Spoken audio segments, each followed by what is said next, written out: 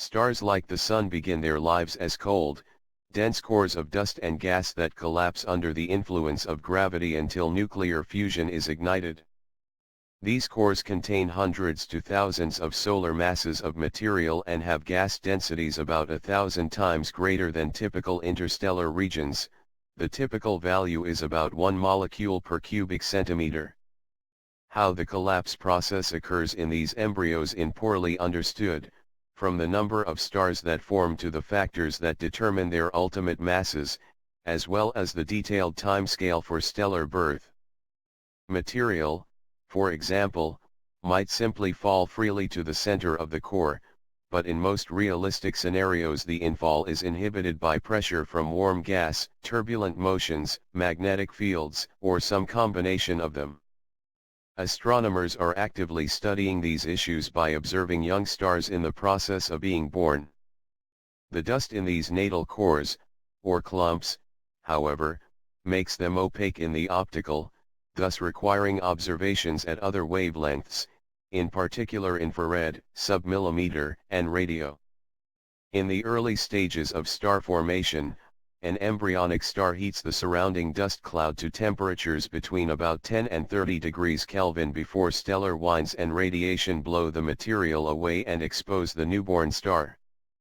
CFA astronomers Andres Guzman and Howard Smith, together with their colleagues, have completed an analysis of 3,246 star-forming cores, the largest sample ever done. The cold cores themselves were discovered with the Apex submillimeter wavelength sky survey and then observed in 16 submillimeter spectral lines.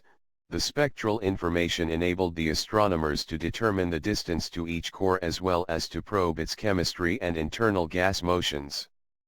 The new paper combines these results with far-infrared measurements taken by Herschel Space Observatory surveys.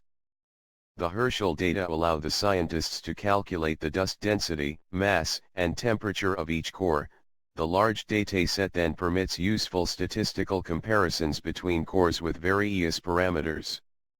Sources in the sample fall generically into 4 categories: quiescent clumps, which have the coldest temperatures, 16.8 K, and the least infrared emission, protostellar clumps, which are sources with the youngest identifiable stellar objects, ionized hydrogen regions, which are cores within which the stars have ionized some of the surrounding gas, and photodissociation cores, the warmest of the set, which have dust temperatures around 28 K, are slightly more evolved and brighter than the ionized hydrogen cores. Although the groups overlap in their properties, the large sample enables the scientists to conclude that, on average, in the quiescent clumps the dust temperature increases towards the outer regions, whereas the temperatures in protostellar and ionized hydrogen cores increase towards the inner region, consistent with the idea that they are being internally heated. The latter also tend to have dust densities that increase more steeply than the quiescent cores. This study has also identified a population of particularly cold and infrared dark objects that are probably still in the stages of contraction, or else for some reason have had their star formation aborted. The new paper and its catalog are just the beginning. Now that the dust in all these cores has been well characterized, astronomers can associate chemistry with dust temperature, for example, and study subgroups that might represent different stellar masses in gestation.